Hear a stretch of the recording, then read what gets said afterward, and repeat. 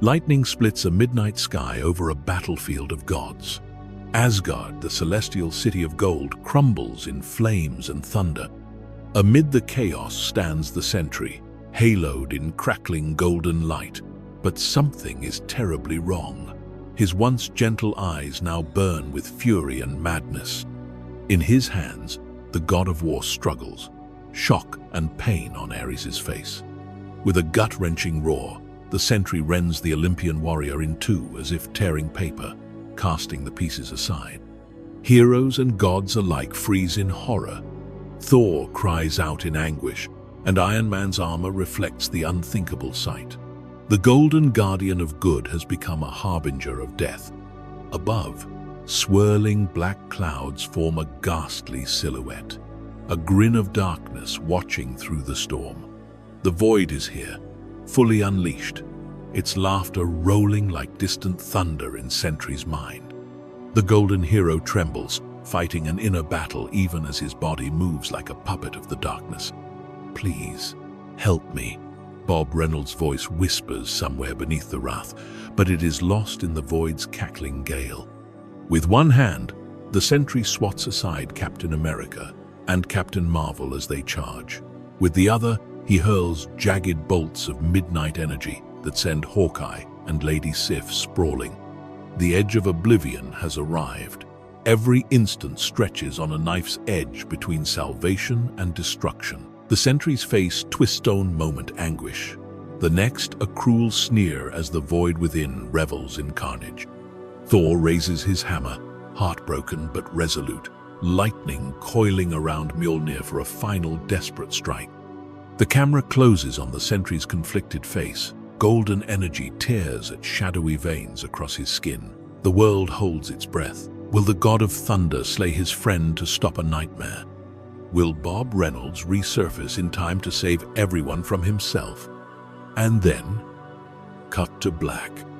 In the darkness, a narrator's voice, calm and ancient, begins to guide us. This is the tale of a man who was his own worst enemy, of a golden guardian and the unspeakable shadow within him. The secret history of Marvel's most tragic hero is about to unfold. Years earlier, Bob Reynolds was an unassuming, troubled young man, an ordinary soul invisible to the world. But fate found him one fateful night in a secret laboratory. Desperate and spiraling, Bob broke into a hidden lab searching for a chemical escape from his demons. In the darkness, he discovered Project Sentry and its shimmering prize, a glowing golden serum said to hold unimaginable power. With trembling hands and a heart pounding with fear and craving, Bob consumed the serum. In that instant, the world as he knew it shattered. The formula hit his veins like liquid sunlight. Bob's molecules were pushed just out of sync with reality, igniting within him the power of 1 million exploding suns. He could hear colors, see sounds, every sense overwhelmed by cosmic enlightenment. He staggered as raw power filled his limbs. He felt as strong as the Hulk, as swift as lightning, his mind racing with genius clarity. In a burst of light, Bob Reynolds was reborn as the Sentry, a glowing figure of golden energy hovering above the ruined lab. As dawn broke, the first test of his newfound power arrived. A massive explosion tore through the lab's storage wing, triggered by Bob's chaotic transformation, and a firestorm threatened to consume the complex. Without thinking, Bob leapt into action. He soared through the flames, effortlessly lifting heavy debris and shielding a stunned security guard from an onrushing wall of fire. Outside, scientists watched slack-jawed as a man wreathed in a golden aura emerged, carrying 2 unconscious workers to safety. The news headlines later that day would marvel at the mysterious savior who appeared in a flash of light. Emboldened by this baptism of fire, Bob embraced his role as a superhero. He crafted a gleaming gold and blue suit and took to the skies as the Sentry, the golden guardian of good. With his immense strength and newfound courage, he dedicated himself to protecting humanity. In those early days, his heroism knew no bounds. He rescued a space shuttle plummeting from orbit, foiled bank robbers with a single hand, and even calmed the mighty Hulk with a gentle voice and steady gaze. The world slowly came to know and love this shining champion who asked for nothing in return. Between daring exploits, Bob sought to build a life anchored in love and hope. He married his sweetheart, Lindy Lee, finding solace in her supportive smile, and welcomed a young sidekick named Billy Turner, nicknamed Scout, eager to help shoulder the burden of heroism. High above Manhattan, Bob constructed a watchtower that touched the clouds, a personal sanctuary and beacon of vigilance. From its heights, the Sentry watched over all, a guardian angel in daylight. For a time, Bob Reynolds truly lived his dream, an ordinary man elevated to legend, using his limitless powers only for good. Yet late at night, alone in the watchtower's quiet halls, Bob sometimes felt a chill despite his radiant power. In the silence, a creeping unease stirred in his mind, a distant whisper he could not quite hear. When he looked in the mirror, for the briefest flicker, he thought he saw something behind his own reflection. Eyes like pits of black staring back at him. He would blink, and it was gone. Shaking off the feeling, Bob told himself it was just exhaustion. Little did he know, in the same moment that a hero was born, something else awoke with him in the dark corners of his soul. For a while, the Sentry's life was pure inspiration, but the brighter the light, the darker the shadow it casts. At the height of Bob's heroism, an inexplicable horror struck without warning. One summer evening, as the sun set red over New York City, a monstrous figure appeared amidst the gathering dusk. A swirling mass of living darkness, with eyes like embers and a shape that slithered and shifted, descended upon Times Square. It called itself the Void, and its arrival was heralded by a sudden, icy dread that gripped the hearts of millions. The Void struck fast and mercilessly. Shadowy tendrils lashed out, leveling buildings and snuffing out streetlights as panic overtook the city. In moments, the heart of Manhattan was plunged into darkness and chaos. Bob rushed to confront this nightmare, golden energy blazing as he flew toward the epicenter of destruction. What he found was carnage, frightened citizens cowering from an onslaught of living darkness. The Sentry's pulse pounded. He had never felt fear like this. This creature of shadows somehow knew him. "Bob!" it hissed from everywhere and nowhere, a voice that slithered directly into his mind. He faltered mid-air, momentarily stunned that the Void spoke his true name. Steeling himself, the Sentry lunged at the Void. Their clash was like night and day colliding. Bob's radiant fists struck the amorphous shadow, tearing away chunks of inky darkness, but the Void was relentless. It struck back at his mind as much as his body, whispering secrets, dredging up Bob's deepest anxieties. With each horrific taunt, "You are mine, you always have been," Bob's confidence wavered. How could this creature know his soul so intimately? In the heat of battle, fragments of memories surfaced in Bob's head unbidden. Nightmares he'd had. Images of this very inky creature lurking in his subconscious since the serum changed him. Realization dawned like a cold sun. The Void wasn't an enemy from without. It had been inside him all along.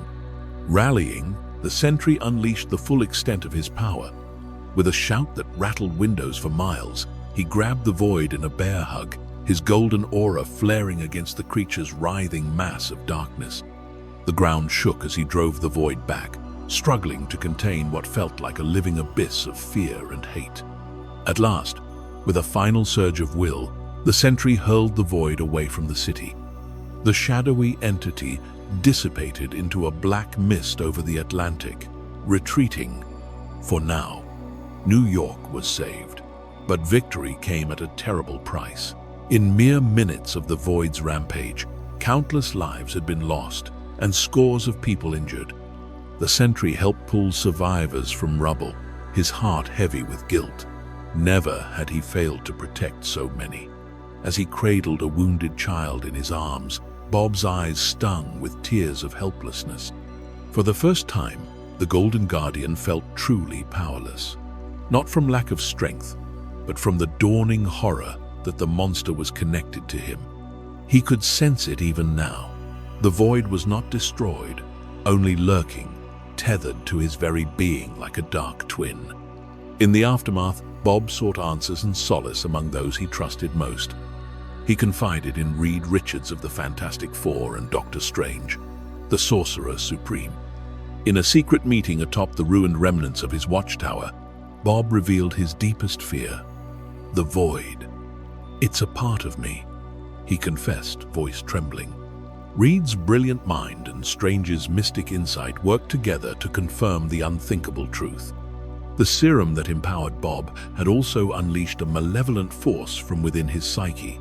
The Sentry and the Void were two halves of the same extraordinary soul. The revelation shook Bob to his core. If he continued to be the Sentry, the Void would always be lurking within, ready to awaken whenever he used his powers to their fullest. Every act of heroism risked inviting catastrophe. The burden of this truth was crushing. Bob realized that he himself was the greatest threat to the world he loved. As Reed, Strange, and Bob stood in somber silence, the unspoken question hung heavy in the air. What could they possibly do to contain an enemy that lived inside the world's mightiest hero? The answer, when it came, was as heartbreaking as it was drastic. Bob made an unbearable decision. To save the world from the void, the Sentry would have to vanish. Late one night, in the Sanctum Sanctorum of Doctor Strange, an otherworldly candlelit chamber swirling with arcane energies, Bob Reynolds embraced his friends in a final farewell. Reed Richards placed a comforting hand on Bob's shoulder while Doctor Strange began to chant the spell that would alter reality itself. With the help of Bob's robotic aid, CLOC, and the most advanced psychic technology, they devised a plan to erase all knowledge and memory of the Sentry from every mind on Earth, including Bob's own. If no one remembered the Sentry, then the void would be locked away, forgotten and powerless. As the spell took hold, Bob stood in the center of a ritual circle, golden tears glinting in his eyes. Lindy, his beloved wife, watched from the doorway with a shattered expression. She knew she was about to lose the man she loved, even if he would still physically be there. Bob smiled at her softly, trying to memorize her face, praying that on some level he'd keep loving her even when he no longer remembered why. "This is the only way," he whispered, voice cracking but resolved. Lindy nodded, tears streaming, and mouthed, "I love you." Just as Strange's incantation reached a crescendo, a blinding light engulfed the room. Ancient runes and crackling energies swirled around Bob, spreading out across the city, the planet, across every mind. In that searing flash, the world forgot. Every heroic deed the Sentry had performed faded from history. Every news article, every photograph, even the towering watchtower on the skyline flickered and vanished as if it had never been. Bob's own memories of being the Sentry disintegrated like ash on the wind. The Golden Guardian of Good was wiped clean from reality, leaving behind only Robert Reynolds, a man with a gap in his soul. When the light subsided, Bob collapsed to the floor, unconscious. Reed Richards glanced at Doctor Strange anxiously. "It's done," Strange said, though his tone was grim. They both knew the cost of what Bob had sacrificed. A hero the likes of which the world had never seen was now nothing more than a forgotten phantom. Lindy gently cradled Bob's limp form, feeling his heartbeat. He was alive, but peacefully ignorant of the titan he once was. In that sorrowful victory, the void's looming presence dissipated like a bad dream at dawn. The monster was gone, locked away in the vault of collective amnesia. And so the world was saved from unspeakable darkness, never knowing the debt it owed to the Sentry. Bob Reynolds awoke the next morning in his bed, hazy and disoriented. The brilliant sun shone through the window as Lindy brought him coffee, pretending everything was normal even as her heart quietly broke. Bob could not shake the sense that something was missing, something important just beyond reach in his mind. But whenever he tried to grasp it, it slipped away like sand between his fingers. Over time, Bob settled into an ordinary life with Lindy, unaware that he had once been the world's brightest light. Years passed in quiet obscurity. Bob's hair grayed at the temples. His physique softened from lack of heroic exertion. He felt aches and pains like any middle-aged man. Yet sometimes, on sleepless nights, he would stare at the stars and feel a faint tug in his chest, an emptiness he couldn't explain. Elsewhere, the world moved on with no memory of the Sentry's shining deeds or the Void's terror.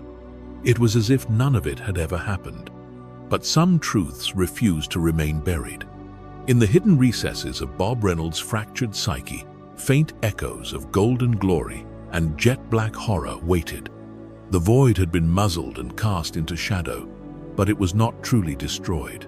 All it needed was a crack in the wall of forgetfulness to slither back into the light. Fate, ever fickle, was not done with Bob Reynolds, and the peace he had bought so dearly was destined to be shattered. One fateful day, that crack in the wall of forgetfulness appeared. It started subtly, a flicker of memory in Bob's mind, a golden flash in a dream, a feeling of weightlessness when he woke. Like dawn breaking, fragments of his former life began to bleed through the mental fog. Across the ocean, at that very same moment, disaster struck. A dark entity resembling the Void brutally attacked a team of European superheroes. Although the world had forgotten the Sentry, the Void's sudden reappearance triggered something in Bob's soul. He could no longer ignore the strange images and dread welling up inside him.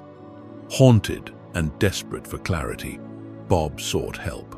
He checked himself into a secure psychiatric facility, babbling about the end of the world and a monster in his mind.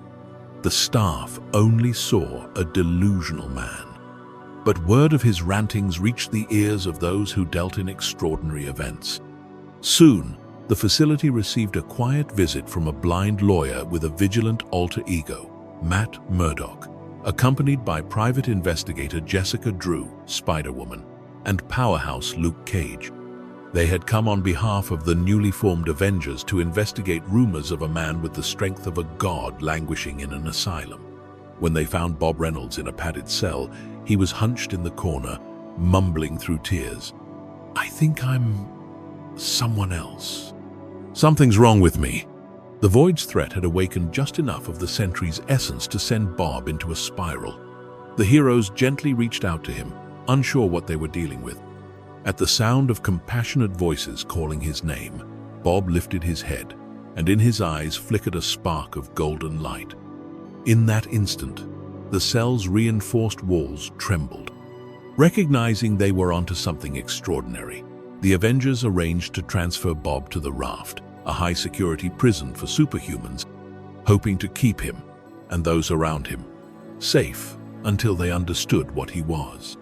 It wasn't long before chaos found Bob again. Not days after his confinement, a massive electrical outage rocked the Raft. The supervillain Electro orchestrated a prison break, plunging the facility into darkness and unlocking cell after cell. Dozens of dangerous criminals poured into the corridors, eager for blood. Amid the confusion, Bob's cell door slid open. He stepped out into pandemonium, frightened but instinctively crackling with power to defend himself. In the dim, flickering emergency lights, he saw heroes battling inmates, Captain America tossing his shield, Spider-Woman unleashing venom blasts, Daredevil vaulting through the melee. A slavering, red-stained creature lunged at Bob, Carnage, the psychotic symbiote villain, free and hungry. Without thinking, Bob's survival instinct and heroic nature surged to the forefront. In a split second, he transformed. Golden energy erupted around him as the Sentry emerged from within. Gasps echoed as prisoners and heroes alike witnessed the return of a legend they didn't remember. Bob seized Carnage by the jaws mid-leap. With a mighty heave, he flew straight up, crashing through the prison ceiling and into open sky, carrying the shrieking symbiote with him. Higher and higher they soared, breaking through the clouds into the upper atmosphere. Carnage struggled wildly, but Bob was fueled by righteous fury and confusion. He wasn't about to let this monster hurt anyone.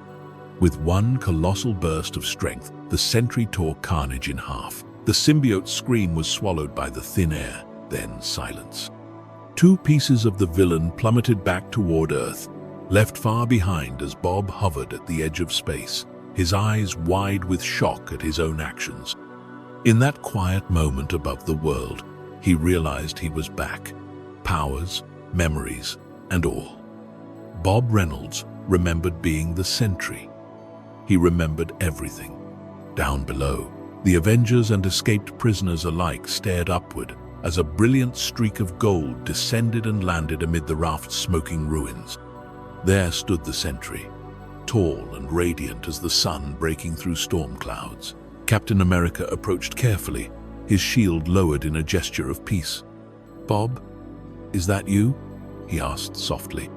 The Sentry nodded, golden energy rippling off his shoulders like gentle waves. Spider-Woman and Luke Cage exchanged astonished looks. They had never seen or heard of this man. Yet here he was, clearly one of the most powerful beings on the planet.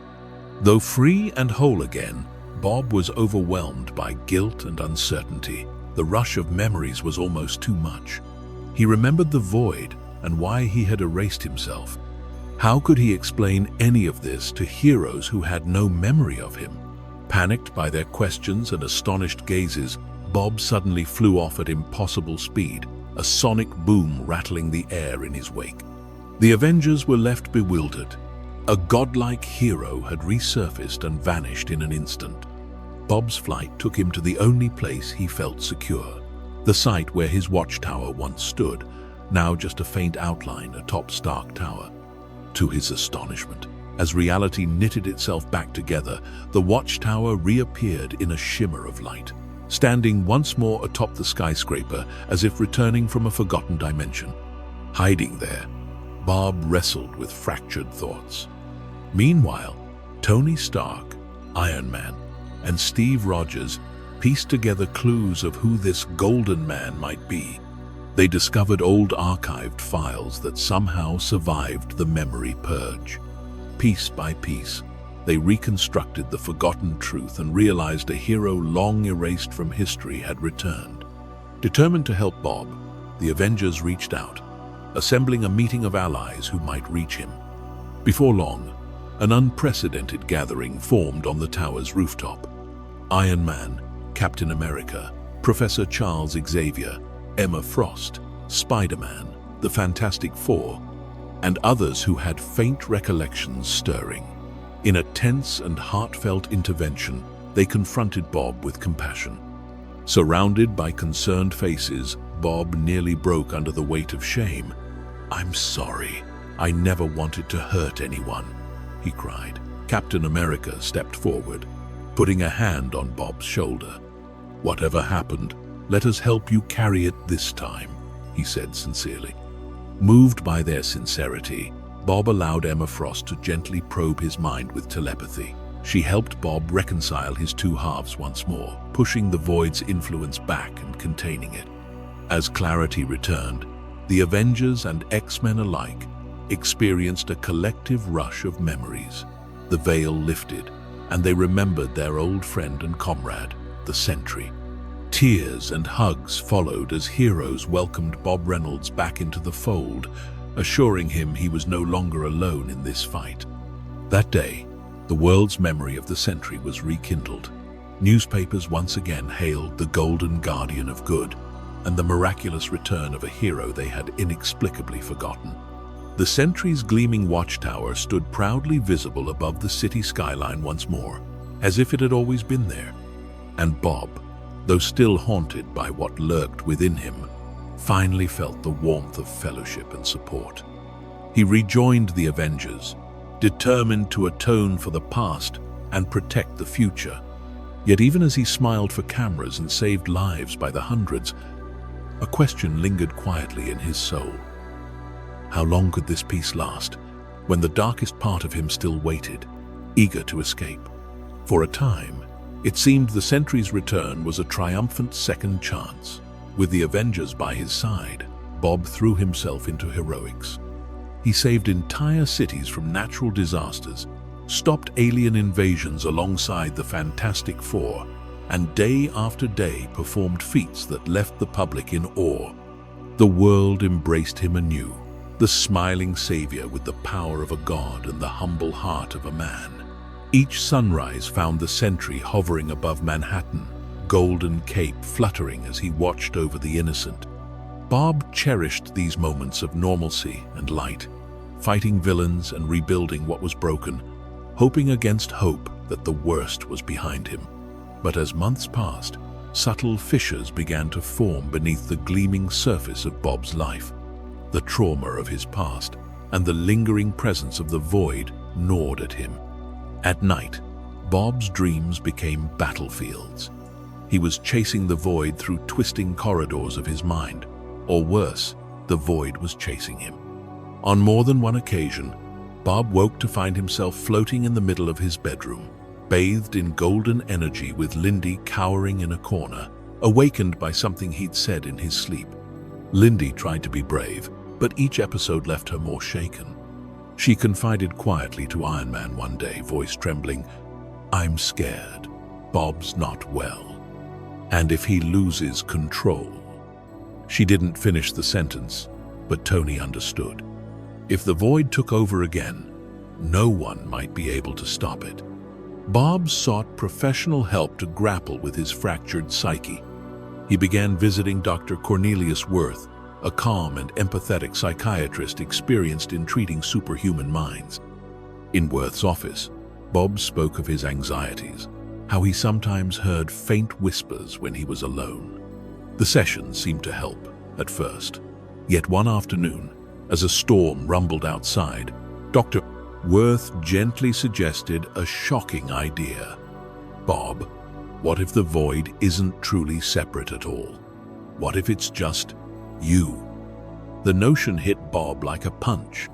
His face went pale, then contorted with internal conflict. In an instant, golden light and black smoke swirled around the Sentry's form as he involuntarily shifted, half his body clad in shining raiment, the other half darkening into the void's inky silhouette. Dr. Worth stumbled back, heart pounding. Before his very eyes, Bob Reynolds literally split into two personas, the Sentry and the void standing side by side, both faces identical to Bob's, one filled with sorrow, the other with malice. "Stop it!" the Sentry shouted, grappling with his own shadow. The void only laughed, a cold, chilling laugh.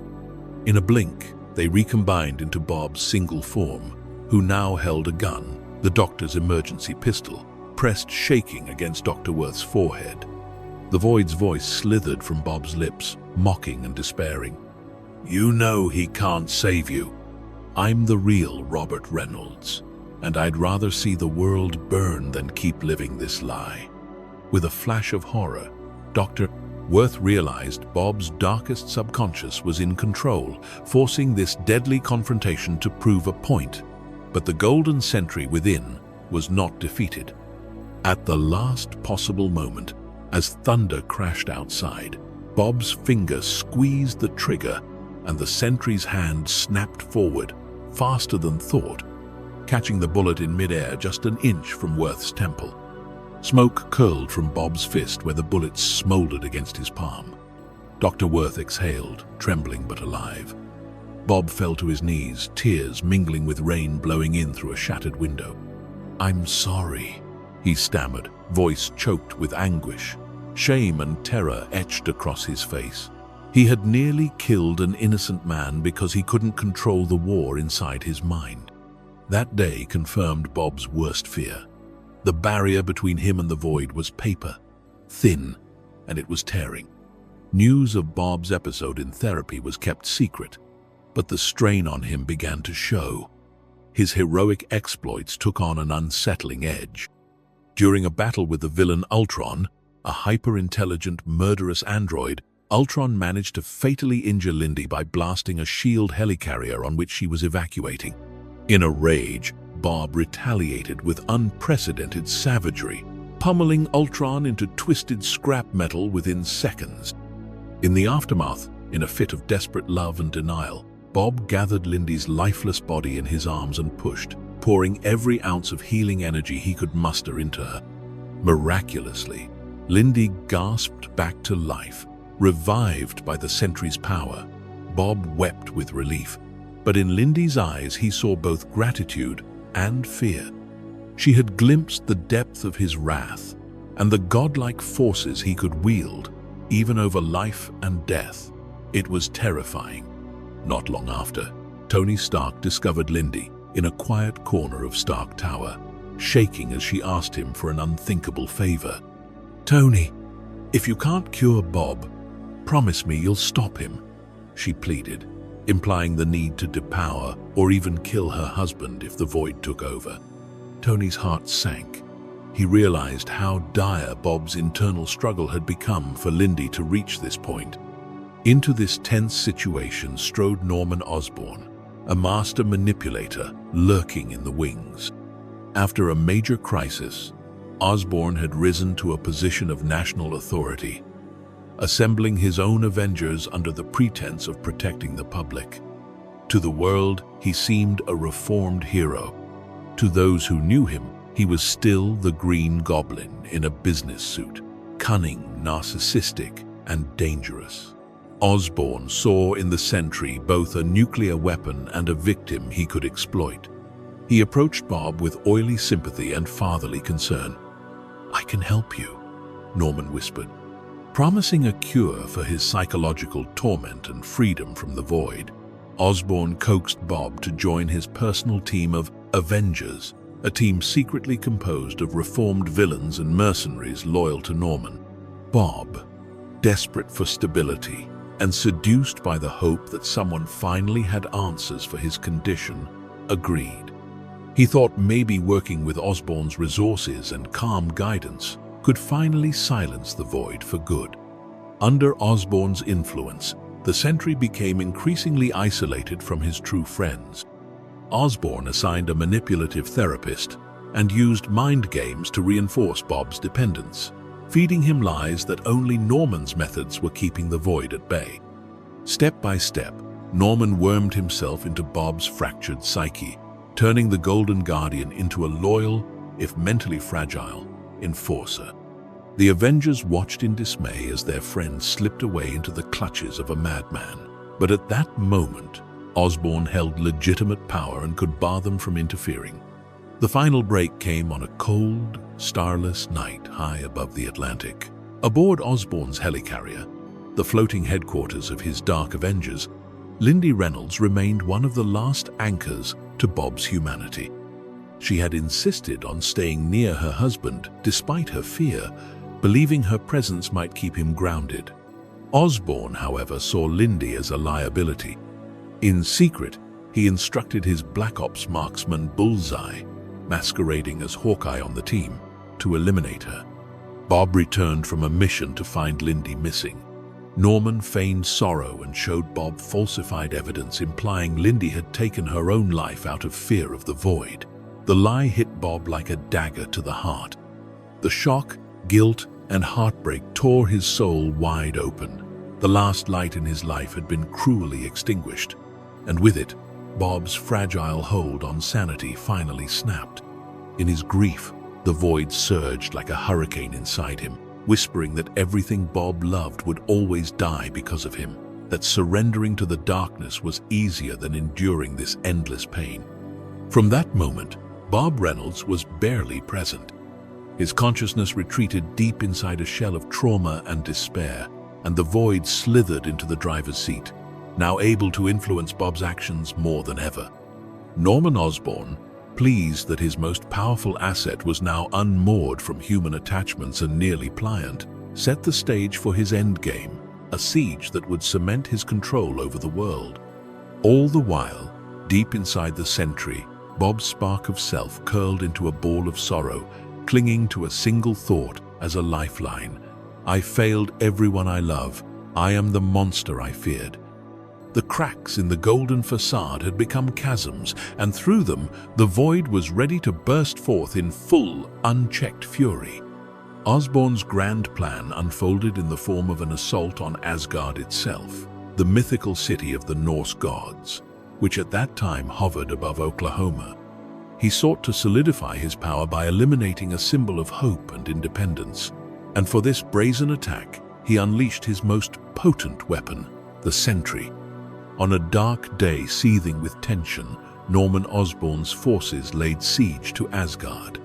In the vanguard flew Bob Reynolds, eyes vacant and eerily glowing, carrying out Norman's orders with terrifying obedience. Deep inside, Bob's grief and trauma had hollowed him out, leaving a vessel that the void readily filled. The battle that ensued was unlike any the world had seen. Asgard's golden spires shattered under the Sentry's onslaught. With a single furious strike, he cracked the foundation of the floating city, sending chunks of divine architecture plummeting to the plains below. Asgard, home of Thor and the Norse gods, began to fall out of the sky. Thunder raged as Thor himself confronted the Sentry amid the collapsing palaces. "Bob, stop this madness!" Thor pleaded, swinging Mjolnir to block a blow that could level mountains. For a fleeting second, hearing his name on a friend's tongue, Bob's true self flickered in his eyes. But then a dark voice, the Void's voice, snarled through Bob's lips. Bob isn't here anymore. What Thor and the assembled heroes faced now was effectively the Void wearing the Sentry's skin, and its power was unrestrained. Iron Man, Captain America, Nick Fury's commandos, and countless others joined the fray to defend Asgard and stop Osborn's madness. But the Sentry tore through them like an elemental force of nature. He was a blur of gold and black energy, knocking aside the combined assaults of X-Men and Avengers alike. Even as heroes fought valiantly, it was clear they were outmatched by this one man. The void-black tendrils of energy emanating from the Sentry tossed aside Beta Ray Bill's hammer strikes, extinguished the flaming onslaught of the Human Torch, and crushed War Machine's armor like a soda can. Then came the horrifying moment that all would remember. As shown in the opening moments of our tale, Ares, the god of war, who had initially allied with Osborn but realized the horror of what was happening, tried to stop the Sentry's rampage. Ares leaped through the air, battle axe raised, roaring for the Sentry to stand down. In reply, the Sentry, or rather the Void controlling him, caught Ares mid-leap. With inhuman ease, he gripped the struggling god and, in one sickening motion, ripped the god of war apart at the waist. Gasps of disbelief echoed across the battlefield. A deity had been slain like a rag doll. It was a chilling testament. Nothing and no one was safe from the Sentry's wrath now. Asgard shattered upon the ground in a thunderous crash, its debris strewn for miles. Among the ruins, the void-made flesh rose, casting an immense demonic shadow, the Sentry's form now partially obscured by a monstrous, swirling darkness enveloping him. Heroes attacked in unison. Beams, spells, and blasts converged on the Void in a desperate salvo. It did little more than enrage him. In that desperate moment, Loki, the trickster who had sown many a chaos, sought unexpected redemption. He invoked powerful magics to empower the heroes with the legendary Norn stones, hoping to even the odds. For an instant, the combined might of Earth's defenders, amplified by Loki's sacrifice, pushed the Void back and even cracked his dark shroud. But heroism often demands the ultimate sacrifice.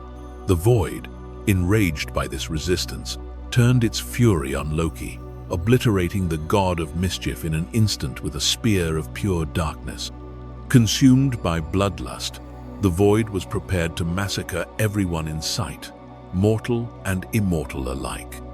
Amid this chaos, a small, trembling voice inside the Sentry fought to be heard. Bob Reynolds, witnessing the atrocities as if trapped in a nightmare, finally mustered a shred of control. The sight of Loki's selfless act and the imminent death of friends and innocents jolted Bob's spirit. For the first time in what felt like an eternity, the Sentry halted his attack. He hovered above the devastated battlefield, fists clenching and unclenching as he waged war with himself. "No more, please, no more," Bob begged internally. For a heartbeat, the monstrous silhouette of the void flickered and Bob's human face emerged, contorted with agony and regret. He realized the only escape from this living hell was the unthinkable. Bob's voice, shaking but resolute, echoed across the field. "Kill me," he pleaded. Those near him heard it. Thor lowered his hammer in shock. Captain America's eyes widened beneath his mask. Was there a piece of their friend still in there, asking for release? As if to answer, the void's presence flared violently, reasserting itself. Black tendrils lashed out again, and the heroes who had hesitated found themselves under renewed assault. Bob managed to force out a final, desperate shout. "Kill me now, before I—" His plea choked off as the void's will clamped down on him again, but the gathered heroes had heard enough. Thor, eyes filled with tears of sorrow, knew what he had to do. Summoning all the power of the storm, the thunder god hurled Mjolnir with a mighty, heartbroken cry. The enchanted hammer, charged with lightning and the love of a friend, struck the Sentry void with the force of a divine comet. In that split second, a flash of clarity crossed Bob's face, a look of gratitude and acceptance. The impact was cataclysmic. A column of blinding light and crackling energy erupted as Thor's blow tore through the void's dark mass, disrupting its hold. The Sentry plummeted from the sky like a fallen star, reverting to the fragile form of Bob Reynolds. The void shrieked in disembodied fury as it lost its grip, its essence dispersing like storm clouds under a gale. Panting and weak, Bob looked up at the ring of heroes now surrounding him among the rubble. He managed a faint, peaceful smile. "Thank you," he whispered, barely audible. Yet the void was not entirely vanquished, and Thor knew their respite was precarious. Bob weakly reached a hand up to his friend, silently imploring Thor to finish it while the void's influence was beaten back. With a solemn nod, Thor gathered Bob's limp, emaciated body into his arms. Other heroes bowed their heads or openly wept as the god of thunder gently lifted the man who had been both their friend and foe. "Sleep now, brave warrior," Thor murmured. In a bittersweet mercy, Thor carried Bob Reynolds high into the heavens one final time. Past the atmosphere he flew, into the cold void of space. Bob's eyes closed, his breathing shallow and ragged. Reaching the blazing orb of the sun, Thor let one last tear fall for the fate of the Sentry. Then, with a heavy heart, he released Bob's body into the sun's embrace. The solar flames flared bright as a small human silhouette was engulfed and vaporized, leaving no trace of the Golden Guardian or the void that had plagued him. Back on Earth, silence fell over the wreckage of Asgard. The battle was won, but at a terrible cost. The heroes stood mourning amidst their Pyrrhic victory. A gentle rain began to fall, washing dust and blood from the shattered stones. In the quiet, Iron Man discovered the Sentry's emblem, a scorched, golden S shield lying in the rubble, and picked it up with reverence. They held a somber memorial for Robert Reynolds on that very spot, speaking of his courage, his suffering, and the sacrifice he made to save them all from the darkness within. It seemed the saga of the Sentry had come to its tragic end, a bright star extinguished in the effort to destroy its own shadow. Thor himself delivered a eulogy, describing Bob as the bravest of us, for he fought the fiercest foe within his very heart. As a final tribute, Thor raised Mjolnir and summoned a bolt of lightning that carved a glowing epitaph into a fragment of Asgardian marble. Here fell the Sentry, the brightest light, the darkest shadow, and the truest of friends. They all knew, however, that the void was a thing of fear, and fear has a way of surviving beyond death. The heroes dispersed with heavy souls, unsure if this was truly the final chapter of the Sentry's tale. But destiny had further twists in store. The answer to that lingering uncertainty, whether this was truly the end would soon reveal itself. The story was not over. For a time, there was peace. The evil of the void had been literally cast into the sun, and Earth's heroes moved on into a new age. But Bob's story did not end in that solar tomb. Unbeknownst to those who mourned him, extraordinary forces were at work. Within the heart of the sun, where Thor had delivered Bob's body, the Sentry's unmatched regenerative power would not let him rest. Bob found himself caught in a torturous cycle of incineration and rebirth deep in that stellar furnace, dying and reforming over and over, as if trapped in a fiery purgatory. Each rebirth was agony and confusion, with the void's whispers distant but never entirely silent. Years passed. In cosmic realms far from human eyes, a new threat observed the undying ember that was the Sentry. The scheming Apocalypse twins, powerful inheritors of Onsabanua's legacy, sought to recruit the strongest beings for their apocalyptic plot.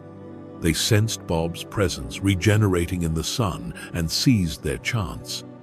Using a celestial death seed, a fragment of cosmic technology capable of twisting life and resurrecting the fallen, they snatched Bob Reynolds from his solar prison, ending his cycle of fiery death.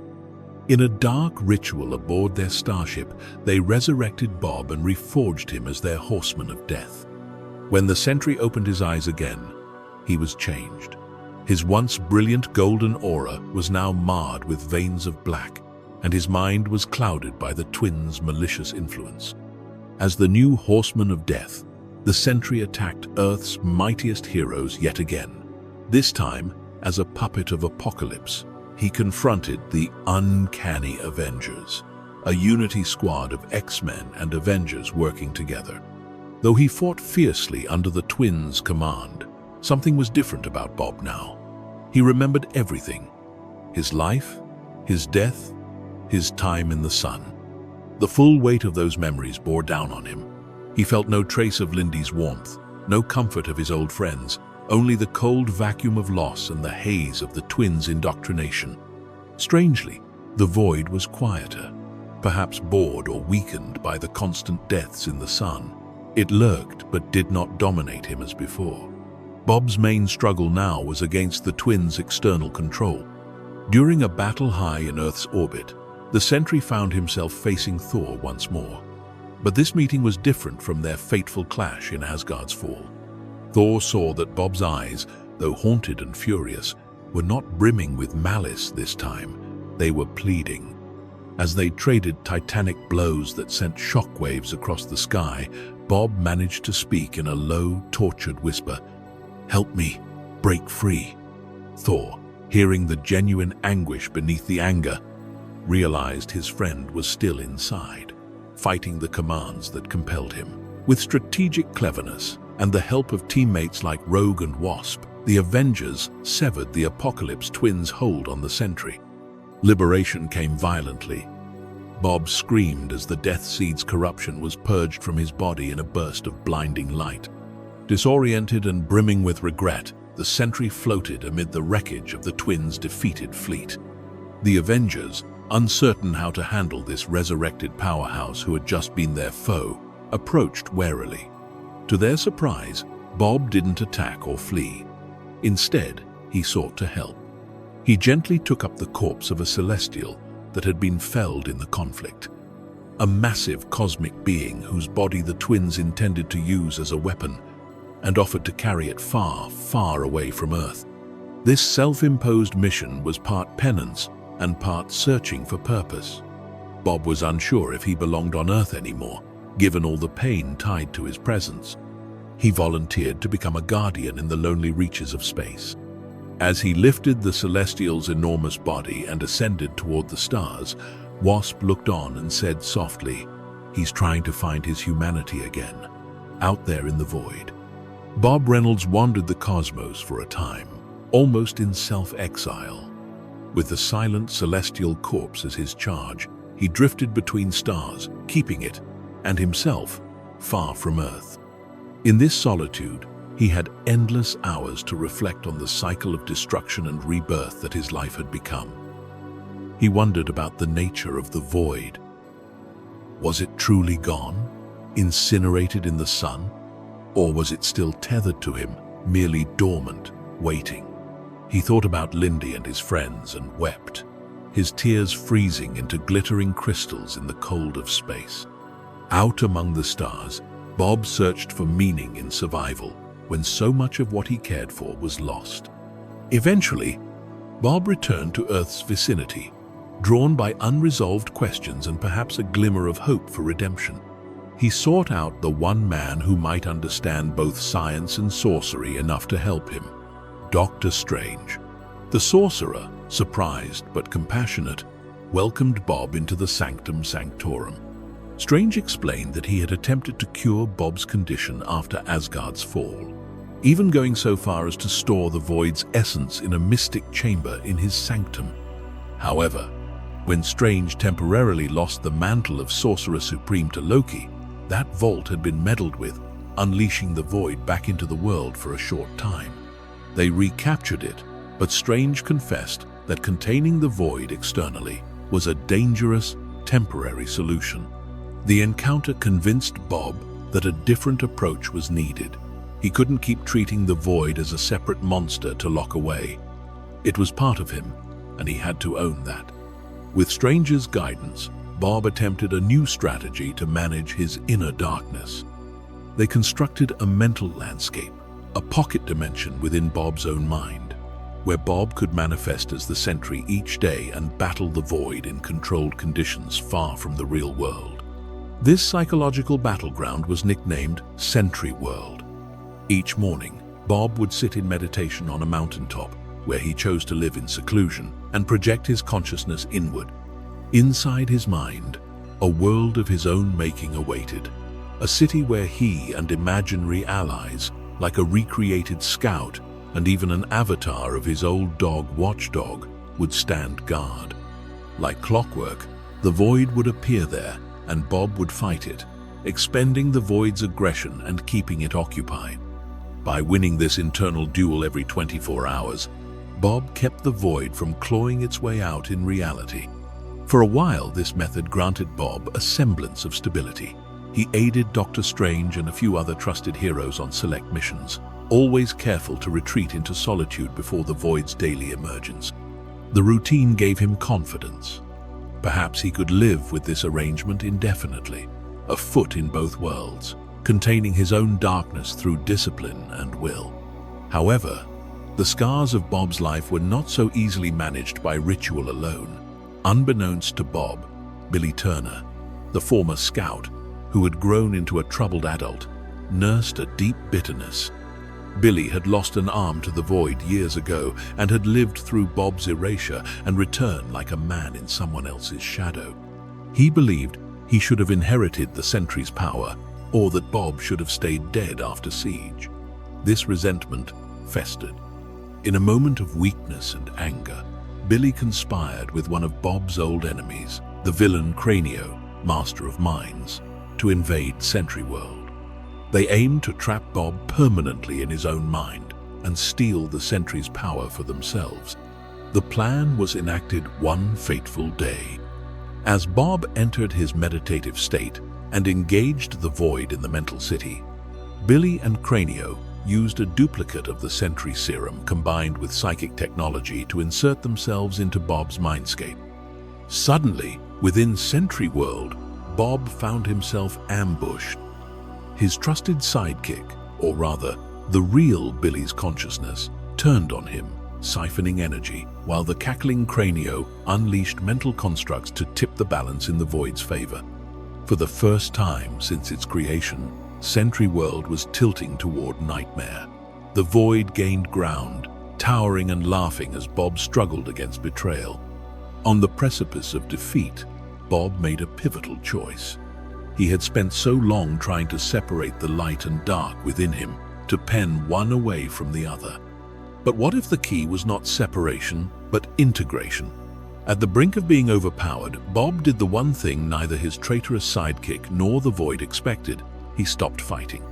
Instead of opposing the void's surge, Bob opened his arms and embraced it. He allowed the darkness to wash over him, not to consume him, but to merge with him fully. The effect was instantaneous and profound. In the mental realm, the golden figure of the Sentry and the inky form of the void converged, swirling into a single being. A shockwave of psychic energy blew Cranio and Billy out of Bob's mind entirely, shattering their link. Back in the real world, Bob's body levitated, a blazing corona of gold interlaced with black flaring around him. When Bob opened his eyes, they shone, a steady white, the sign of balance. He had become a merged Sentry, finally in unity with his own darkness. Billy, having woken in the real world after being expelled from Bob's psyche, staggered backward as this new Sentry gently floated down from the mountaintop meditation spot. Bob looked at his former friend with indescribable sadness and pity. Billy realized too late that he had unleashed something far beyond his ability to control. With a single, almost effortless gesture, Bob incapacitated Billy, tearing the stolen serum's power out of his system.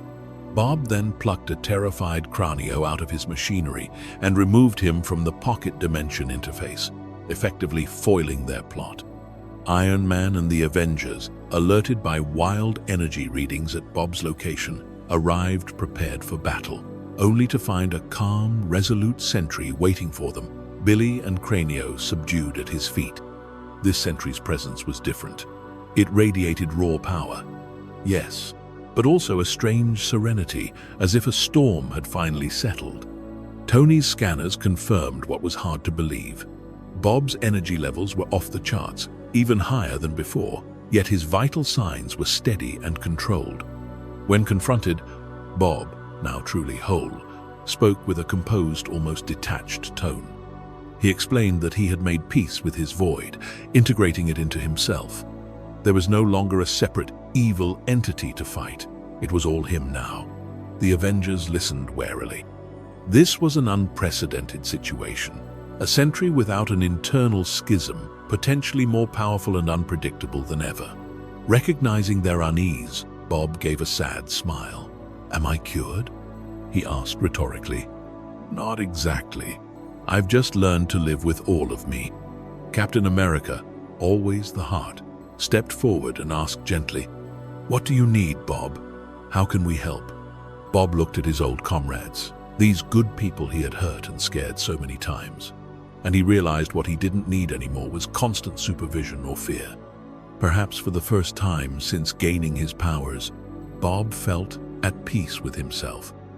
Yet he also understood that his new state put him beyond what any of them could monitor or stop should things go wrong. With a heavy but clear heart, he decided to remove that burden from them. "I think it's time I go," Bob said quietly. Iron Man's brow furrowed. "Go? Go where?" Bob glanced upwards toward the endless night of space. "Out there, everywhere, wherever I can do some good, on my own terms." There was a beat of silence.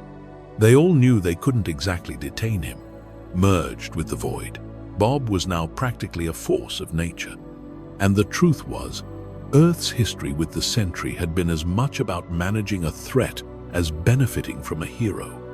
Perhaps this was for the best. Before leaving, Bob extended a hand, and with a gentle wave, created a portal to the negative zone, a distant dimension where he had once attempted to discard his void.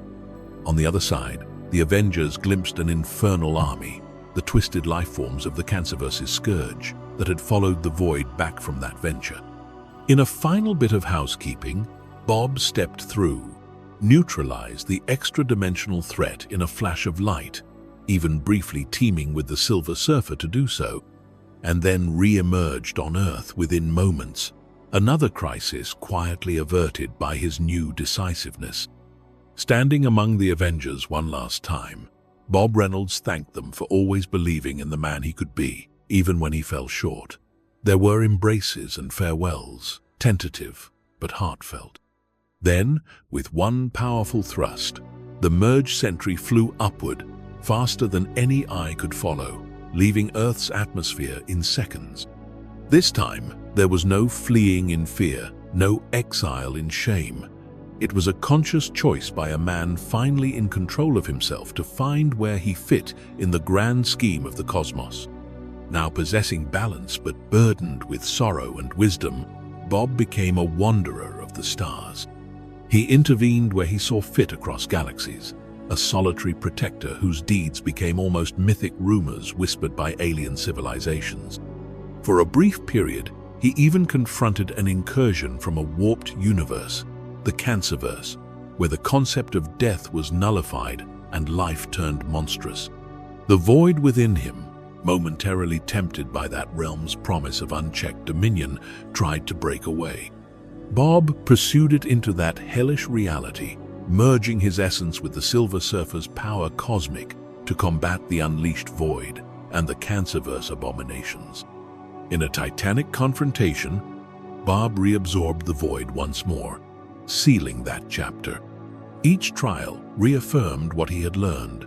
He and the void were one, and only through accepting that could he truly steer his own fate. Though triumphant in these cosmic odysseys, a part of Bob longed for closure on Earth, for true resolution of the legacy he left behind. And destiny would soon give him that chance. In one final act of heroism and tragedy, when a primordial darkness came for the world he still loved from afar. A foreboding silence preceded the next great storm. Far out in the cosmos, ancient eyes had turned toward Earth. Knull, the dark god of the symbiotes, the primordial void that existed before light itself. When Knull launched his colossal invasion in the event known as the King in Black, even the stars seemed to dim. Earth was engulfed by an unnatural darkness as Knull's symbiotic dragons and armies blotted out the sky, turning midday to pitch-black night. Every hero rallied to defend the planet, but Knull was unlike any foe they had faced. He was darkness incarnate, wielding the all-black necrosword and commanding a tide of living abyss. At the height of desperation, as Avengers, X-Men, and cosmic champions alike were being overwhelmed, a golden comet cut through the ink-black clouds. The merged Sentry, Bob Reynolds in his final godlike form, had returned to Earth. He came as a beacon of pure light, the power of 1,000,000 suns radiating from him, determined to push back the ultimate darkness threatening his home. Descending like an avenging angel, he drove his fists through two massive symbiote dragons, tearing them apart in seconds. Their alien shrieks echoed as their inky forms splattered the ruins of Manhattan. The sudden arrival of this shining savior rallied the faltering defenders on the ground. Captain America's heart lifted at the sight. A voice in the crowd exclaimed, "The Sentry!" half in hope, half in awe. Spotting the brilliant threat, Knull himself took to the field. The dark deity, pale and fearsome with flowing black tendrils of shadow, regarded Bob with a mix of recognition and contempt. He remembered this being. The Sentry had once obliterated his creation Carnage, and more importantly, Knull sensed in Bob a kinship to the void. Hovering above the ravaged skyline, Knull's lips curled in a sneer. In a voice like cracking ice, he intoned, "I know your light, little son. I snuffed it out once. Did you crawl back from the abyss for another taste of oblivion?" Bob's only answer was to attack. He struck like a ray of concentrated sunshine, colliding with Knull mid-air. Bob's hands locked around Knull, and with a thunderous boom he propelled the dark god up and out of Earth's atmosphere, intent on removing the battle from the vulnerable planet. He remembered how effectively he'd neutralized Carnage by carrying him into space and tearing him apart. Perhaps the same tactic could finish this dark god. The world watched as a streak of gold bore the embodiment of darkness beyond the sky. In mere seconds, Bob and Knull hurtled into the cold void of space, Earth rapidly shrinking below. Bob's golden aura flared bright against the infinite night, and he grimly began to pull at Knull, attempting to rend him limb from limb. But Knull was no simple symbiote. He was the source of all symbiotes, a primordial being who had slaughtered celestials and extinguished stars. He had anticipated Bob's move. With an inhuman roar, Knull unleashed a torrent of pure darkness. The void of space around them answered his call, tendrils of living shadow erupting from the vacuum itself. These tendrils, extensions of Knull's will, coiled around Bob like anacondas. Bob found his arms pinned, his momentum halted. The two figures struggled in the silent emptiness, one a blazing sun, the other a writhing mass of shadow. Knull's face emerged from the darkness, mere inches from Bob's, grinning wickedly. "Did you think you could outrace darkness?" he hissed. With that, Knull did something truly devious. He reached into Bob's very soul and tugged at the lingering strand of void within him. Having sensed Bob's nature, Knull realized the Sentry's power was intertwined with a fundamental darkness, and Knull was the master of darkness. Bob's eyes widened in shock as he felt a long, quiet voice suddenly scream within him. The void, that portion of it he had integrated, writhed under Knull's dominance. For the first time since merging, Bob felt his dark half slipping from his grasp, answering Knull's ancient call like iron to a magnet. Inside his mind, Bob cried out, "No!" But the void that had been content as part of him now surged with primordial hunger for a greater master. In that critical moment of distraction, Knull seized the upper hand. Summoning all his unholy strength, Knull plunged his clawed hands into the Sentry's glowing chest. Bob's silent scream of agony echoed through telepathic link felt by powerful empaths light years away. With a triumphant snarl, Knull tore the Sentry asunder. In one brutal motion, he ripped Bob's body in half, cleaving the Golden Guardian into two pieces. Back on Earth, the sky lit up with a distant golden flash. Astronomers and sorcerers alike felt the disturbance as the Sentry's aura faltered. Down below, Jane Foster, currently wielding the power of a Valkyrie, felt a cold shiver. Her sacred senses alerted her that someone worthy was about to die. In space, Bob's two halves drifted apart, golden blood crystallizing into stardust. Knull held aloft a squirming, shadowy mass torn from Bob's core. The void itself ripped free at last. The dark god inhaled it like mist, absorbing the void's essence into himself. A surge of even greater power coursed through Knull. He threw back his head and laughed in triumph, the sound reverberating through the darkness between worlds. As Bob's consciousness faded, a curious peace washed over him.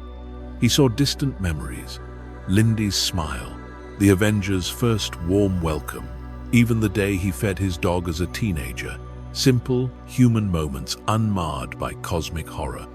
He hoped, briefly, that this final death might stick, that the tug-of-war of light and dark inside him was finally over. His last thought was of gratitude.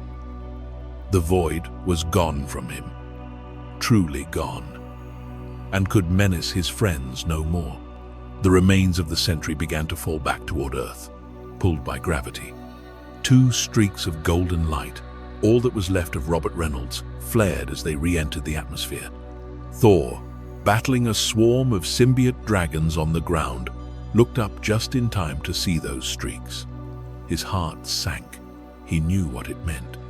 With lightning speed, Thor flew and caught the larger portion of Bob's falling body, while Captain Marvel intercepted the other. They brought the sundered Sentry gently to the ground amidst the rubble of Manhattan. It was a gruesome, gut-wrenching sight. The man who once glowed with the power of 1,000,000 suns now lay in two broken pieces, the light in his eyes extinguished. Captain America dropped to a knee beside Bob's upper half, choking back emotion as he placed a hand on his friend's cooling forehead. "He's gone," Steve whispered, voice cracking. Around them, those heroes not actively fighting Knull's army formed a protective circle, tears and rage in equal measure etched on their faces. Doctor Strange, shaken but focused, stepped forward. He could not allow such a noble soul to be lost to darkness. Summoning an incantation, Strange reached into the astral plane and located Bob's spirit, which flickered like a guttering candle. He called out to the Valkyries, the psychopomps of fallen heroes. Answering the call, Valkyrie Jane Foster rode down on her winged horse from the stormy sky, her presence cutting through the gloom. She dismounted and knelt by what was left of Bob. Cradling Bob's ethereal form, invisible to most, Jane Foster spoke softly. "Robert Reynolds, your fight is over. Let me guide you to peace." Bob's soul looked up at her, appearing as the man he once was, clad in a simple golden suit, eyes full of weariness but finally free of fear. He nodded quietly. There were no words left to say. Everything that mattered had been given. Jane gently lifted Bob's soul, and together they rose.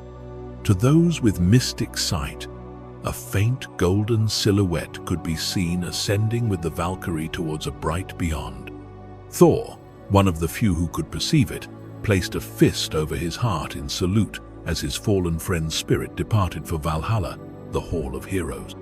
Back on Earth, the battle against Knull raged on, now absent the Sentry's might, but fueled by the raw determination of the remaining champions. Eventually, through acts of immense courage, sacrifice, and an unexpected cosmic empowerment of Eddie Brock, the host of Venom, Knull was vanquished. The endless night lifted, and light returned to the world. In the aftermath, amid celebrations of victory, there was also mourning. The story of the Sentry's final stand spread quickly among the superhero community. Many had witnessed that first brilliant charge against Knull and understood that Bob had tried to end the war before it began. He had given everything in that effort. Though he fell, his action brought precious time and inspiration for others to ultimately prevail. A funeral was held on the grounds of Avengers Mountain, formerly the body of a Celestial. Since no physical remains of Bob could be interred, his body had disintegrated shortly after impact, leaving only faint golden dust that dissipated in the wind. The ceremony was small and private. Thor spoke of how Bob's soul was now feasting and resting with honored heroes. Doctor Strange recounted how he felt the Void's evil presence vanish at the moment of Bob's death, framing it as Bob's final gift to the world. Even Namor, King of Atlantis, attended in solemn respect, acknowledging the Sentry as a man who bore a curse yet still sought to do right. They erected a memorial statue overlooking the ruins of Asgard in Oklahoma, a shining figure of the Sentry with one hand raised toward the sun. On the base, an inscription read, "Robert Reynolds, the Sentry. He saved the world from the darkness, even when the darkness was himself." It was the end of the Sentry's long, tumultuous journey, the brightest hero extinguished by the darkest evil. And yet, in that ending, there was a sliver of hope. The Void was seemingly gone for good, absorbed into Knull's vast darkness and then destroyed when Knull was defeated. Bob's soul was free from its torment at last, laid to well-earned rest by a Valkyrie's grace. His struggle, his triumphs and failures, had come to a close with a hero's death. However, as those who knew him best would say, the impact of the Sentry, his light and his shadow, would ripple onward. Sometimes the end of one story is just the beginning of another. In the wake of the Sentry's demise, Earth was left without its golden guardian. The world rebuilt after Knull's onslaught, grateful to be alive, yet heavy-hearted at the loss of one of its mightiest champions. For a while, there was a solemn finality to Robert Reynolds' story. The era of the Sentry seemed over. However, the universe had other designs. The incredible power Bob wielded, that cosmic light of a million suns, does not simply vanish. Energy of that magnitude has a way of resurfacing. And so, whispers soon emerged of strange occurrences, of new saviors and threats flickering into being, each displaying echoes of the Sentry's power. It began subtly. In New York City, a small apartment building in Harlem unexpectedly began to collapse due to years of structural neglect. As panicked residents fled, a young journalist named Mallory Gibbs refused to leave an elderly neighbor trapped on the top floor. Mallory, who lived with cerebral palsy and used a wheelchair, should by all odds have been helpless in this disaster. But as the building gave way, something miraculous happened. Mallory's eyes flared brilliant gold and, with a single desperate scream, she manifested a glowing energy field above herself. In an awe-inspiring burst of strength, she held up the crumbling ceiling with one hand. Her wheelchair was crushed under falling debris, but Mallory stood upright, legs braced by coursing light, as she guided her neighbor out of harm's way. Witnesses later described a golden angel amid the dust, literally holding the building aloft long enough for everyone to escape. The building then collapsed around Mallory, but when the smoke cleared, she emerged unharmed from the rubble, haloed in gentle radiance. Elsewhere around the same time, similar stories surfaced. In Chicago, a firefighter walked out of a tenement inferno carrying 2 children, flames licking his ash-covered gear. Witnesses swore his body glowed and the flames parted around him. In Paris, a teenage girl in distress leapt off the Eiffel Tower, only to find herself hovering in mid-air, wrapped in golden light instead of plummeting, then clumsily flying to safety. In Tokyo, an office worker instinctively generated a hard light dome to shield dozens of bystanders when a rogue construction crane came crashing down. Altogether, accounts emerged of 6 ordinary individuals across the globe, spontaneously developing abilities uncannily reminiscent of the Sentry's: flight, super strength, energy projection, invulnerability. Each of these 6 was bewildered, frightened, and in awe of what was happening to them. They had no connection to each other, and at first, authorities treated each incident as isolated metahuman manifestations. But those who had been close to Bob began to suspect the truth. When Bob died, the Sentry's immense power had to go somewhere. Just as a star's elements seed new celestial bodies when it explodes, the energy of 1,000,000 suns might have scattered, finding refuge in receptive souls.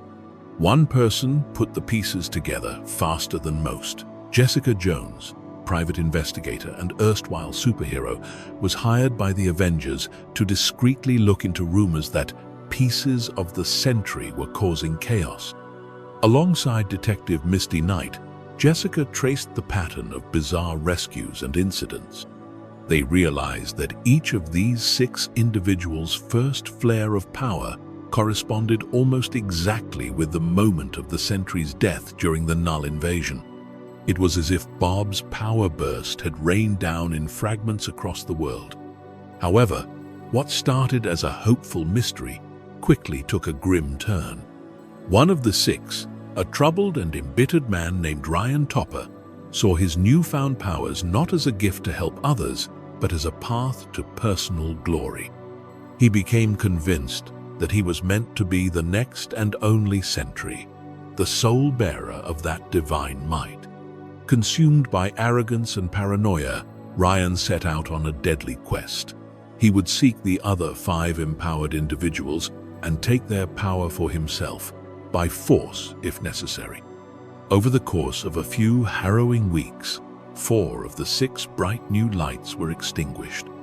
One by one, Ryan tracked them down, using a mysterious intuition that may have been a dark side effect of holding a fragment of the Sentry's essence. Each confrontation was brutal and swift. Lacking training and full understanding of their abilities, the other individuals were overwhelmed by Ryan's cunning and ruthlessness. With each victory, Ryan somehow absorbed their fragment of the Sentry's power, growing stronger and more unstable. Reports filtered in. An entire warehouse in Moscow incinerated in a golden fireball. One candidate eliminated. A mountainside in Chile left with a glowing crater, another gone. Jessica and Misty, scrambling to warn and protect the remaining targets, found themselves always one step behind the carnage.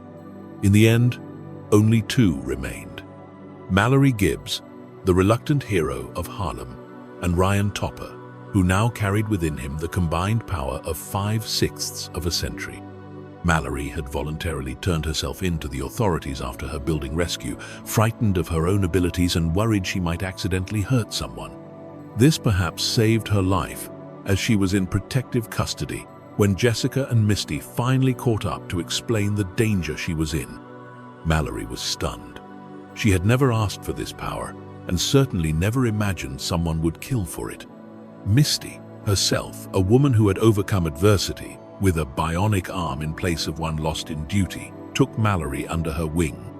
With only days or maybe hours before Ryan inevitably came for her, they began training Mallory to consciously use her abilities. At first, Mallory could barely levitate a few inches or produce the faintest energy shield without emotional stress. She felt the power inside, but years of living with a body that had physical limitations made it psychologically challenging to unleash it. "Your heart's always been strong," Misty encouraged her. "Trust that heart, the power will follow." Slowly, Mallory learned to summon her golden aura at will. She practiced small things, floating across a room, catching a falling mug telekinetically, reinforcing her limbs with energy to walk a few steps unaided. Each success bolstered her confidence. Yet she feared what would happen when the inevitable confrontation came. "He's killed people who had more experience with this than me," she said one night, voice trembling.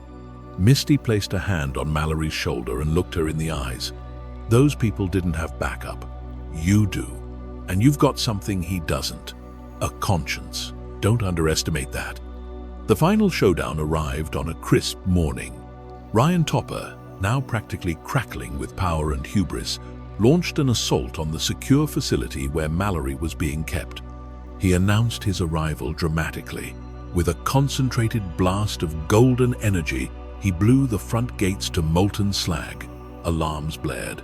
Agents rushed forward, only to be swept aside by a telekinetic wave.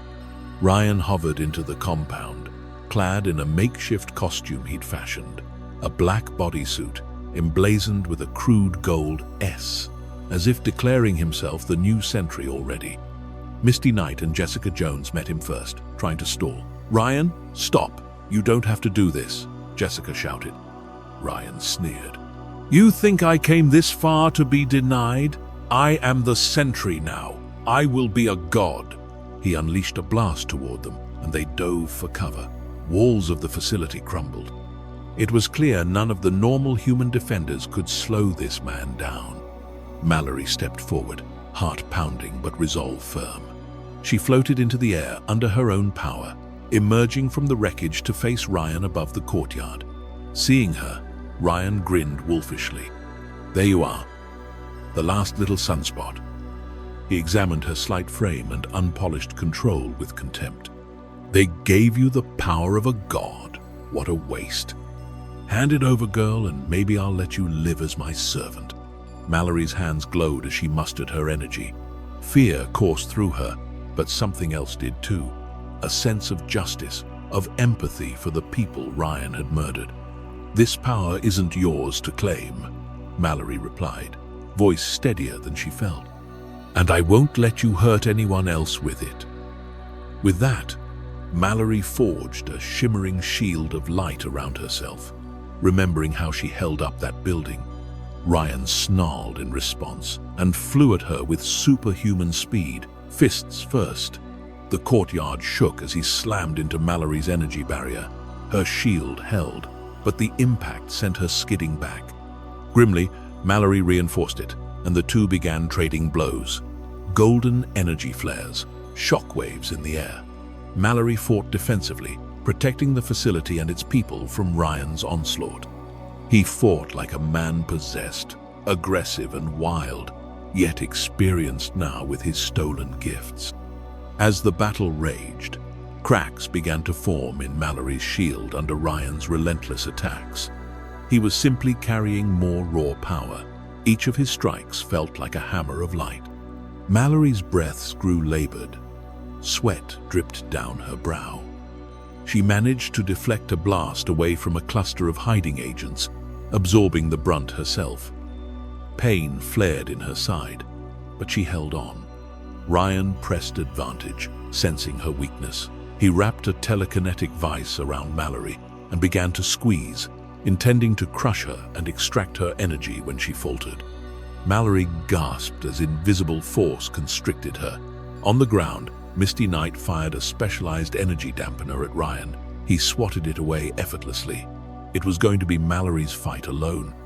In that critical moment, Mallory thought of Bob Reynolds. Though she only knew him from hurried stories Jessica relayed, he had fought his own dark self for so long. Now she, an ordinary person given extraordinary power, was fighting someone consumed by darkness of ego and greed. Something clicked in her mind. This is what I've been given this power for. Not to fly or to walk, but to protect. To protect others, even if it meant risking herself. A calm focus washed over her. Mallory closed her eyes and let go of her fear. She stopped struggling against Ryan's telekinetic grip and instead turned her power inward, strengthening her body. In a sudden move that surprised them both, she broke free, shattering his mental bind. Ryan reeled, and Mallory thrust out her arms, unleashing a brilliant flash of light. It wasn't an attack so much as a flare, a burst of pure solar energy that momentarily blinded Ryan and lit up the morning like noon. Seizing the moment, Mallory soared higher, drawing Ryan's attention away from the ground entirely. Furious, he chased her into the sky. Above the clouds, they exchanged a flurry of blows and energy beams, looking from afar like two stars colliding. Mallory took several hits that made her cry out. A crackling bolt grazed her cheek. A telekinetic punch bruised her ribs, but she did not yield. With each second, she felt her control improving, her confidence rising. Ryan's power might be greater, but his rage made him sloppy. Mallory's determination gave her finesse.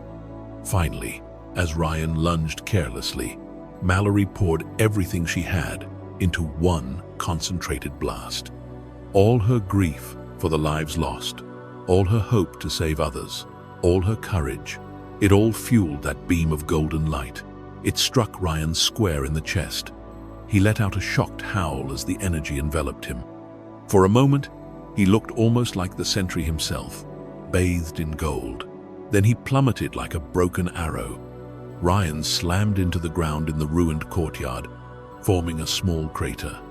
His powers sputtered, the stolen energies destabilized by Mallory's overwhelming strike.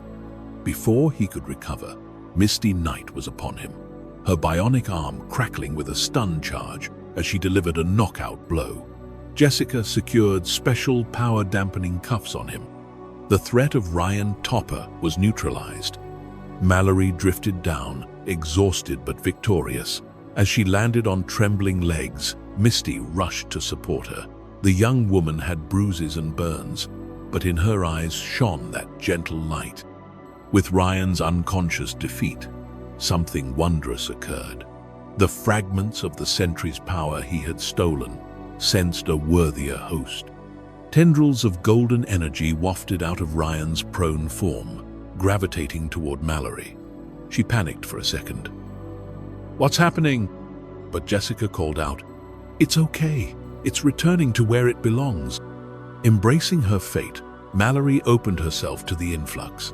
One by one, the disparate fragments of Bob's legacy merged within her. With each integration, Mallory felt a rush of insight, a memory not hers. Fleeting visions of soaring over a city, of laughing with the Avengers, of darkness held at bay. She even thought she heard a distant voice, Bob's voice, saying, "Use it better than I did."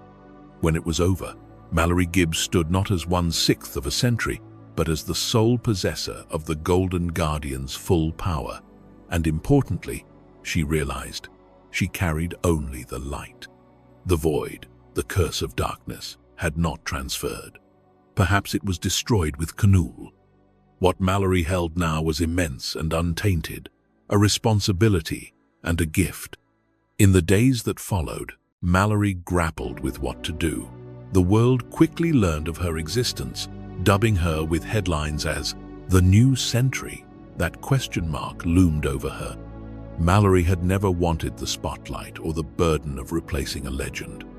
As she recovered in a safe house, she expressed her doubts to Misty and Jessica. "I'm not him. I don't know anything about being a superhero," she said. Jessica, ever straightforward, replied, "Neither did Bob at first. You learn by doing." Misty, adjusting her bionic arm thoughtfully, added, "And you won't be alone. You have friends." Indeed, the Avengers had already reached out with offers to train and mentor her when she was ready.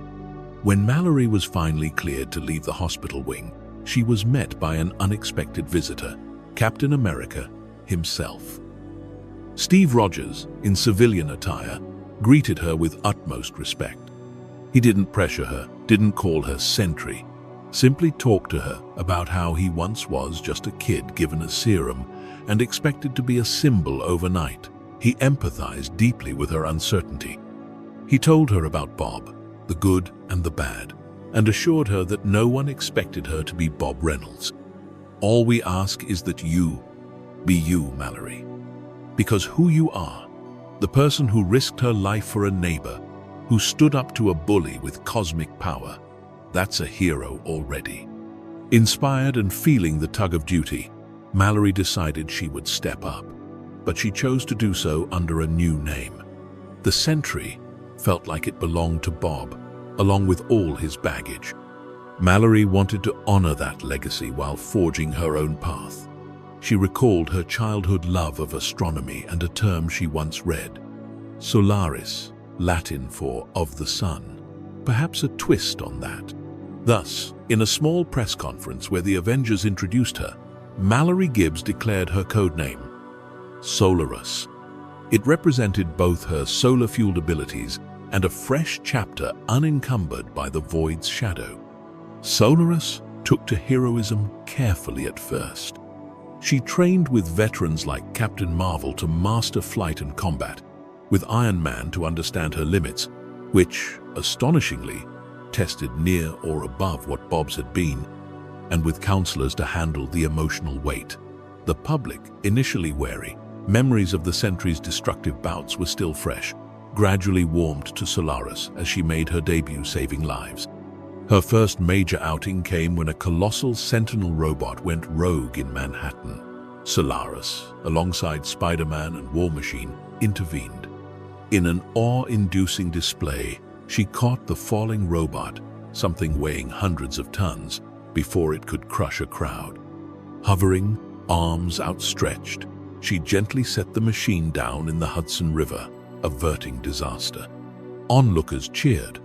Many noticed how controlled and calm she was, avoiding collateral damage that even the original Sentry might not have averted in his brashness.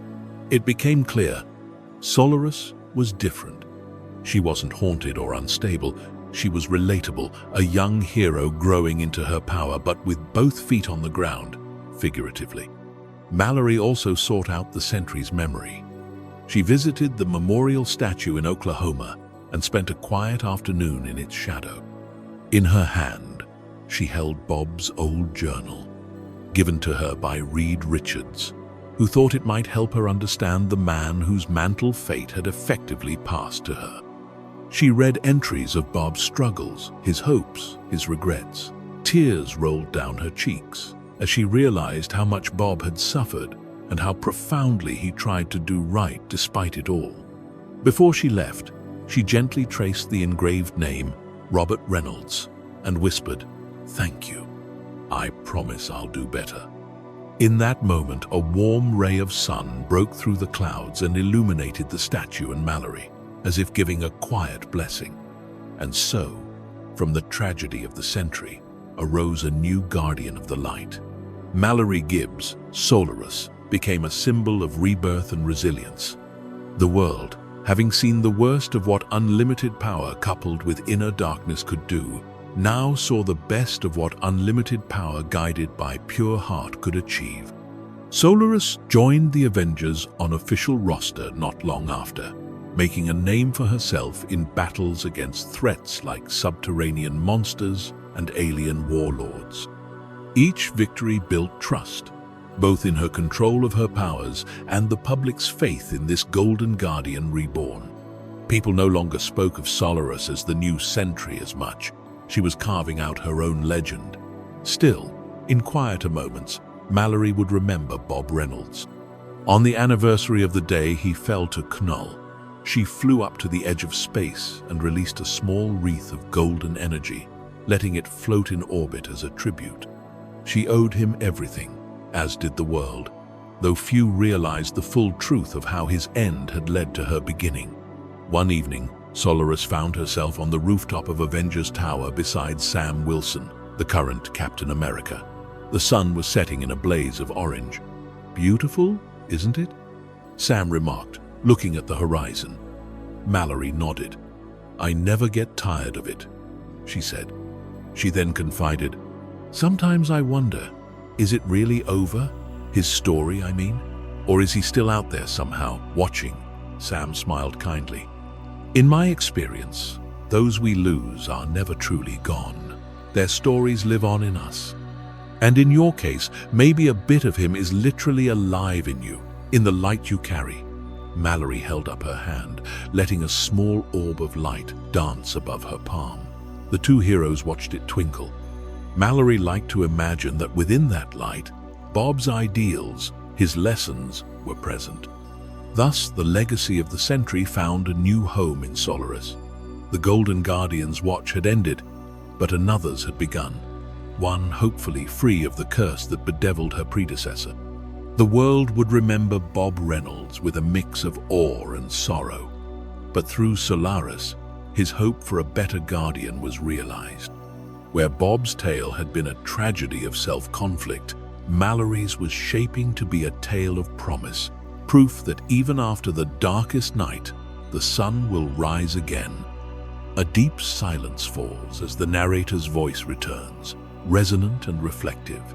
The saga of the Sentry is a tale of two natures, the brightest light and the darkest shadow bound within one soul. Robert Bob Reynolds lived and died as a paradox, a man who was at once his own greatest hero and his own deadliest enemy. Through his journey, we witnessed the soaring heights of altruism and the harrowing depths of despair. He taught us that even the mightiest of individuals can be fragile, that sometimes the fiercest battles are fought within.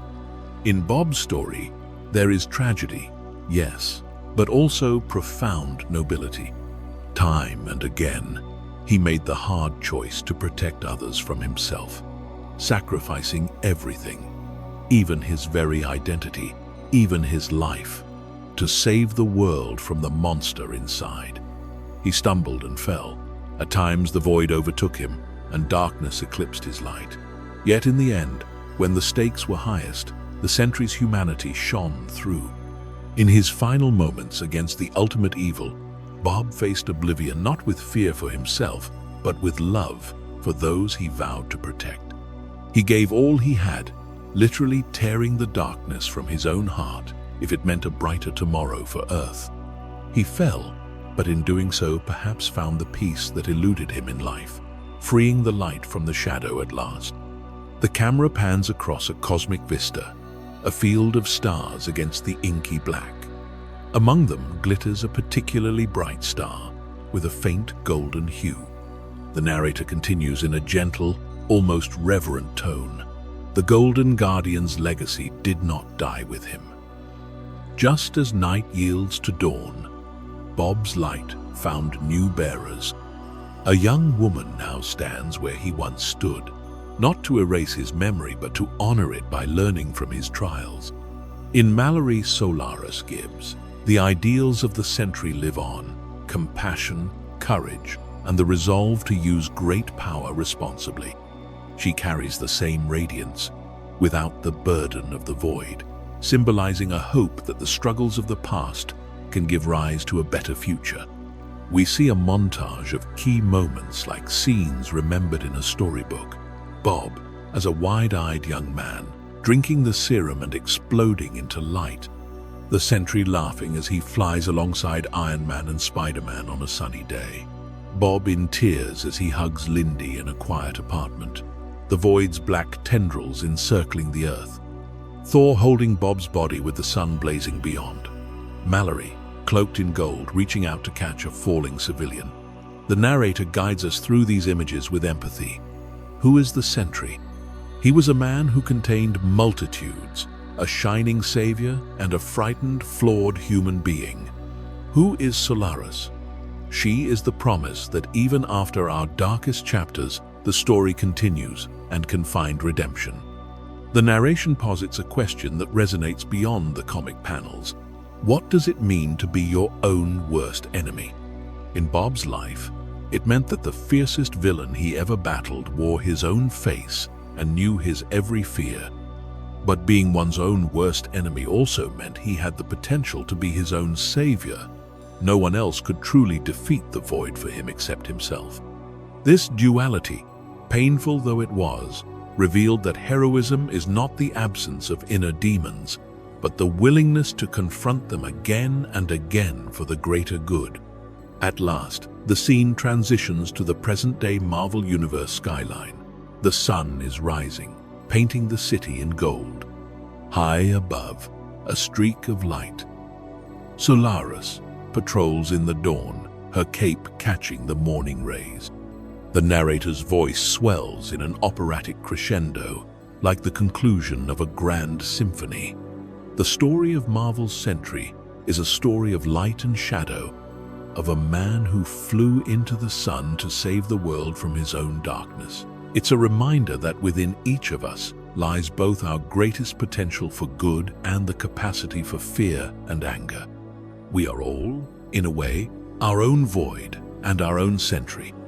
The final shot lingers on Solarus as she pauses above the clouds, the glow of the sun matching the aura around her. One could imagine, in the silence, that perhaps Bob is watching over in spirit, not as a brooding shadow, but as a proud mentor passing the torch. The narrator leaves us with these closing words. In the end, Bob Reynolds found redemption in the heart of the sun, and from his sacrifice, a new light was born.